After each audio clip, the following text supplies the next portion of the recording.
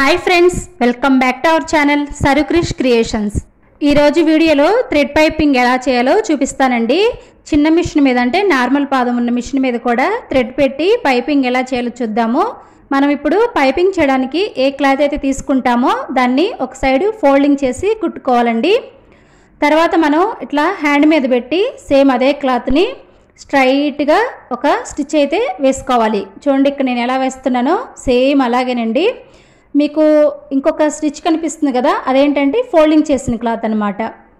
మనం ఇట్లాగా చూసుకుంటూ స్ట్రైట్గా స్టిచెస్ వేసుకోవడమేనండి. చాలామంది అనుకుంటారు థ్రెడ్ పైపింగ్ నార్మల్ మిషన్ మీద వస్తుందో రాదో అనుకుంటారండి. అసలు ఒక్కసారి మీరు ఈ పైపింగ్ వేశారంటే డైలీ థ్రెడ్ పైపింగ్తోనే మీ బ్లౌజులన్నీ పైపింగ్ చేసుకుంటారు.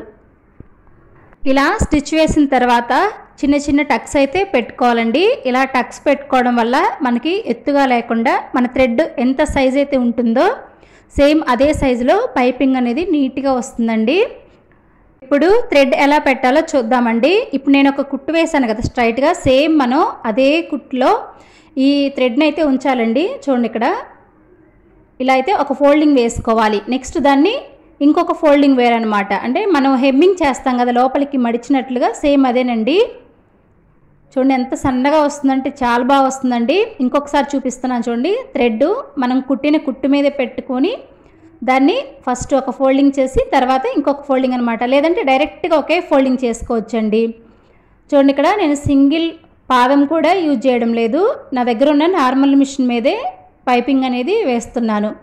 స్టార్టింగ్లో నేర్చుకునే వాళ్ళకి కొంచెం కన్ఫ్యూజ్గా ఉండొచ్చండి. కానీ ఒక్కసారి ఒక హ్యాండ్కి వేశారంటే పైపింగ్ వేయడం, మీరు అసలుకి థ్రెడ్ పైపింగ్ని డైలీ ప్రిఫర్ చేస్తారండి. చూడండి ఇక్కడ ఎంత సన్నగా వస్తుందో. ఇలా సన్నగా రావడానికి మనం తీసుకునే థ్రెడ్ అనేది సన్నగా ఉండేది తీసుకోవాలండి. కొంచెం మందంగా ఉందనుకోండి పైపింగ్ సేమ్ అదే మందంతో వస్తుంది.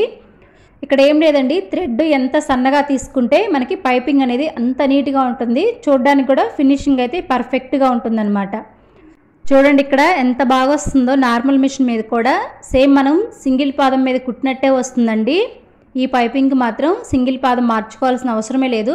చాలామంది డౌట్ ఇదేనండి, మనం ఇట్లాగా థ్రెడ్ పైపింగ్ చేయాలంటే సింగిల్ పాదం ఉండాలని. లేదండి, చూడండి ఎంత సన్నగా ఎంత నీట్గా వస్తుందో. మన దగ్గర ఉన్న చిన్న మిషన్తోనే పర్ఫెక్ట్గా థ్రెడ్ పైపింగ్ అనేది చేయొచ్చండి. ఈ థ్రెడ్ పైపింగ్ చాలా ఈజీ అండి. ఇక్కడ ఏం లేదు, మనం పెట్టిన థ్రెడ్ని లోపలికి మడుచుకుంటూ పైన ఒక కుట్టు వేసుకోవడమేనండి. ఈ వీడియోలో హ్యాండ్స్కి మాత్రమే చూపించానండి. ఇంకొక వీడియోలో నెక్కు కూడా చూపిస్తాను. మనకి శారీలో వచ్చిన క్లాత్ తోటి పైపింగ్ చేస్తుంటే నీట్గా రాదు కదా, కానీ ఈ థ్రెడ్ పైపింగ్ మాత్రం అలా కాదండి. శారీలో వచ్చిన క్లాత్తో కూడా మనం ఇంతే నీట్గా చేసుకోవచ్చు. చూడండి, స్పీడ్గా కాకుండా కొంచెం కొంచెం కుట్టుకుంటూ రావాలండి.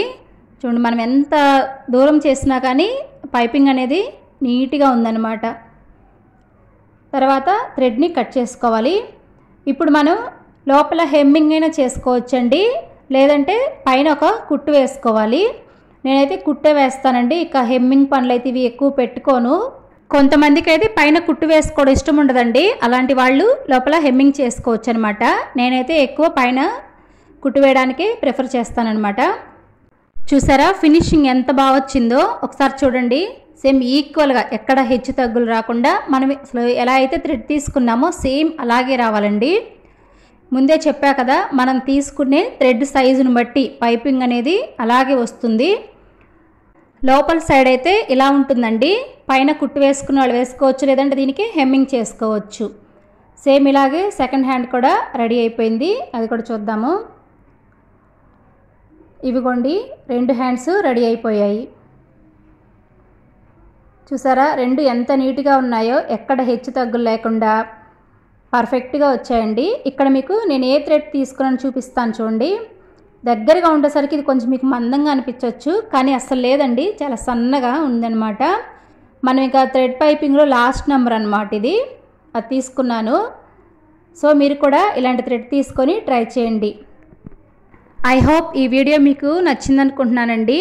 మీకు గనక వీడియో నచ్చితే ఒక లైక్ చేయండి. కొత్త వాళ్ళైతే సబ్స్క్రైబ్ చేసుకోండి. ఈ వీడియో ఇంకెవరికైనా యూజ్ అవుతుందంటే మీ ఫ్రెండ్స్కి కానీ ఫ్యామిలీ మెంబర్స్కి కానీ షేర్ చేయండి. ఇలాంటి మరెన్నో వీడియోస్తో మళ్ళీ కలుద్దాం friends. Thank you for watching. Take care.